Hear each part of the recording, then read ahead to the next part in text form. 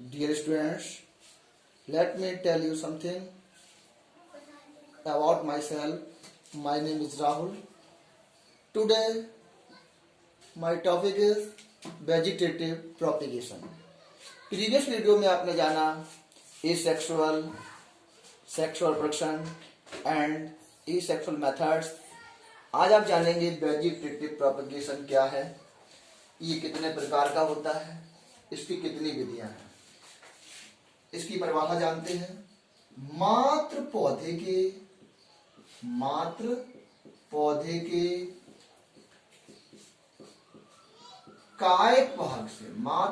के कायिक भाग से नए पौधे का निर्माण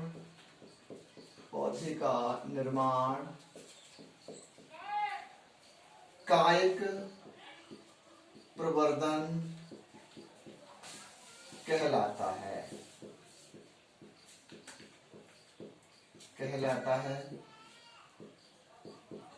वेजिटेटिव प्रोपगेशन एसेक्सुअल रिप्रोडक्शन का एक प्रकार है। वेजिटेटिव प्रोपगेशन दो प्रकार का होता है। कितने प्रकार का? दो प्रकार का। एक होता है प्राकृतिक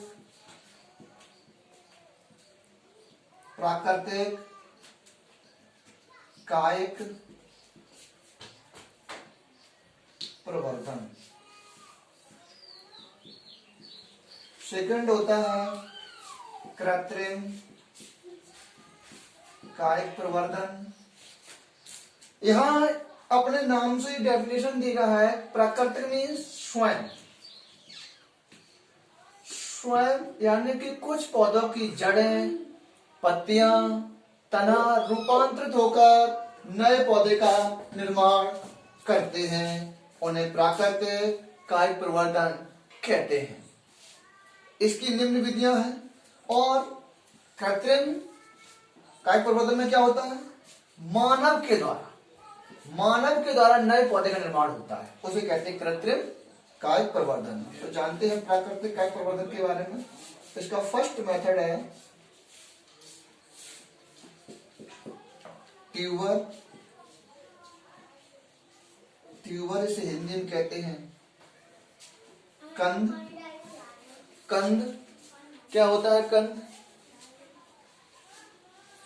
इसके शल्क पत्रों पर, मान लीजिए ये कोई कंद है, इसके शल्क पत्र पर ये आइज होती है।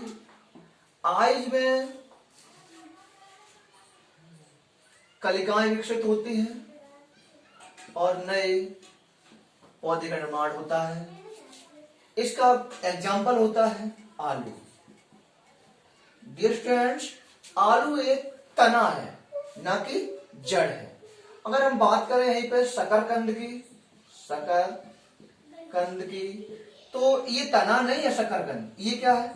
ये एक जड़ है। जबकि आलू भी भूमि के अंदर होता है और शकरकंद भी भूमि के अंदर होता है, लेकिन इनमें डिफरेंस है। ये भूमिगत तना है आलू, जबकि शकरकंद एक जड़ है। ओके, इसका नेक्स्ट है बल्ब। इसे हिंदी में कहते हैं शल्ककंद। इसमें क्या होता है? शल्क पत्रों के आधारीय भाग पर कक्षस्थ कलिकाएं विकसित हो जाती हैं और ये नए पौधे का निर्माण करते हैं। मान लीजिए ये कोई है, ये इसकी कक्षस्थ कलिकाएं हैं, ये अंकुरित होकर नए प्लांट्स का विकास करती हैं। ओके, जैसे बात करें हम प्याज,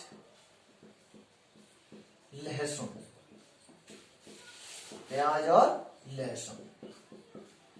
ओके, नेक्स्ट मेथड है आपका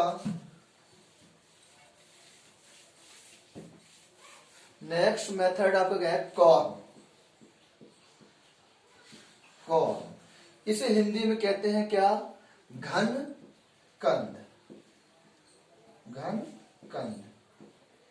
इसमें भी सेम बल्ब की भांति कच्छस्थ कलिकाएं होती हैं, वो अंकुरित होकर नए पौधे का निर्माण करते हैं। इसका उदाहरण है, क्या उदाहरण है? अरबी। क्या है? अरबी। दूसरा क्या है? जिमीकंद। जिमीकंद, केसर, ये सब इसके उदाहरण हैं। फोर्थ पे आता है आपका राइजोम। इसके एग्जाम्पल जो स्टूडेंट्स हैं वो बहुत इंपॉर्टेंट है। पूछ देता है एग्जाम में कि घनकंद का उदाहरण बताइए, घनकंद प्रकंद क्या उदाहरण बताइए, तो इनके उदाहरण बहुत इंपॉर्टेंट हैं। राइजोम, इसे कहते हैं हिंदी में प्रकंद। प्रकंद, प्रकंद के अंतर्गत जो आते हैं वो आती है क्या? हल्दी, अदरक और केली, फर्न, ये सभी राइजोम के अंतर्गत आते हैं। ओके, इसके बाद आप जानेंगे, ये तो आपका तने के रूपांतर से बनने वाले भाग। आप जानेंगे आप कायिक प्रवर्धन, प्राकृतिक कायिक प्रवर्धन में बी नंबर पे जो दिया गया है वो होता है अर्धवायवीय तना, सब एरियल स्टेम, अर्धवायवीय। इसका फर्स्ट होता है, इसका फर्स्ट है ऊपरी भूस्तरी। ऊपरी भूस्तरी, इसे हिंदी में कहते हैं वो ऊपरी भूस्तरी, और इंग्लिश में कहते हैं स्टूडेंट रनर। रनर। इसका उदाहरण है दूब घास। दूब घास आपने देखा होगा, ये दूब घास ऐसे होती है, इसका तना आगे की ओर मिट्टी की ऊपरी सतह पर होता है और अंकुरित होकर नए प्लांट का निर्माण करता है।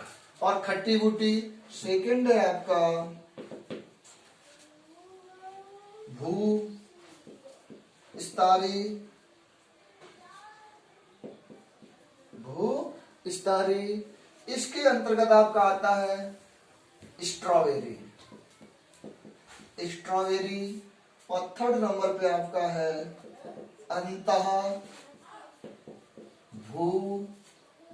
भूस्तरी। अंतः भूस्तरी यानी कि जो मिट्टी के अंदर अंदर अंकुरित होकर, ये कोई प्लांट है डियर स्टूडेंट्स, ये इसकी जड़ें हैं, यहाँ से कोई कलिका निकली मिट्टी के अंदर से नए प्लांट का निर्माण करती है। जैसे पुदीना, पुदीना इसका उदाहरण है। और जो होता है वो 4 नंबर पे है जड़ द्वारा।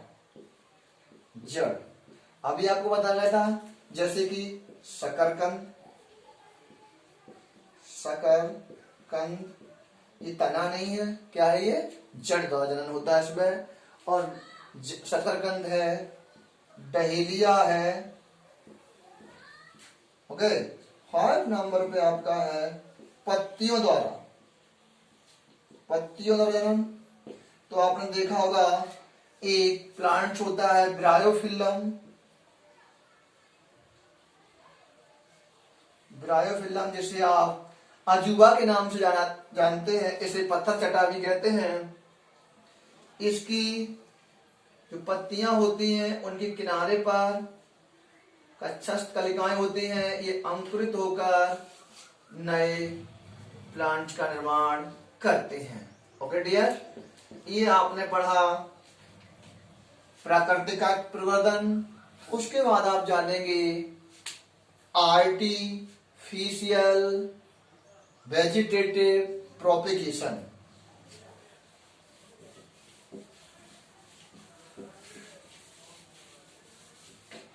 Artificial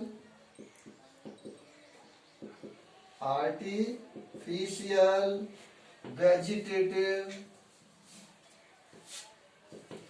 propagation.